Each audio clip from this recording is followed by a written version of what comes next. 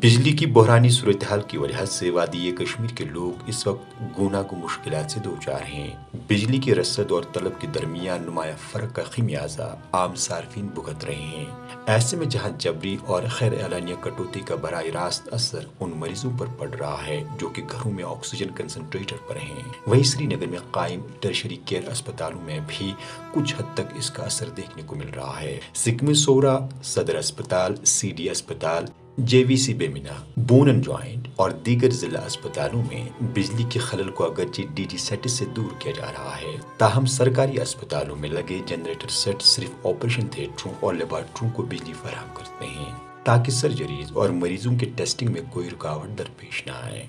ताहम बिजली में खलल की वजह से ऑनलाइन खिदमात समेत अस्पतालों में हीटिंग सिस्टम मुतासिर हो जाता है, जिसके नतीजे में बीमारों और तीमारदारों को मुश्किलात का सामना करना पड़ता है। पेशेंट इज बीइंग ऑपरेटेड, उसको कोई प्रॉब्लम नहीं होनी चाहिए। लेबॉर्ट्री में कोई प्रॉब्लम नहीं है, तीनों लेवल हमारी चल रही हैं।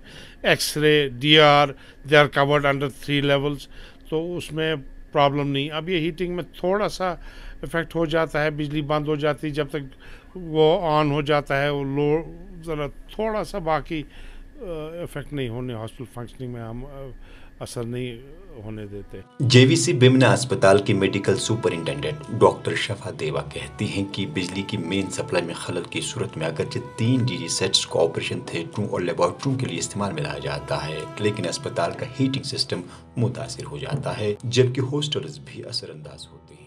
देखिए परवेज साहब, ऐसा है कि हमारा जो हॉस्पिटल है उसमें एक हमारी एसेंशियल सर्विसेज लाइन आ जाती है जो हमारी बिमनगर से आ जाती है। बाय एंड लार्ज वो हमारी ठीक चलती है। हमारे यहाँ इस टाइम तो ठीक है, 3 DG सेट्स हैं जो हम ऐसे चला लेते हैं। वो हमारे हॉस्पिटल को सफाइज करता है, थिएटर्स हमारे चलते हैं, लेबर रूम हमारा चलता है उस लाइन पे।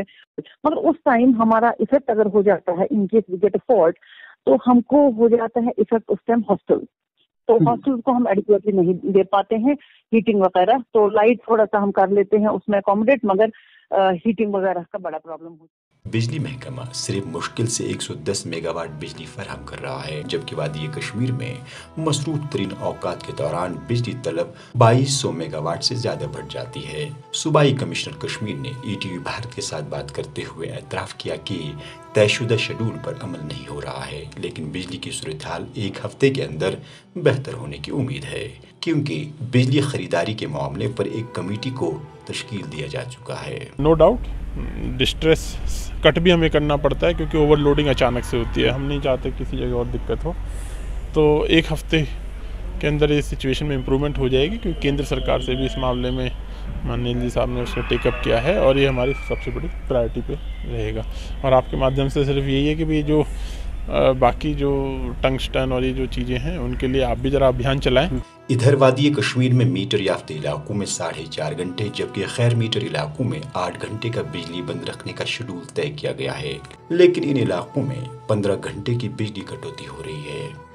ETV भारत के लिए श्रीनगर से परवेजुद्दीन की खास रिपोर्ट।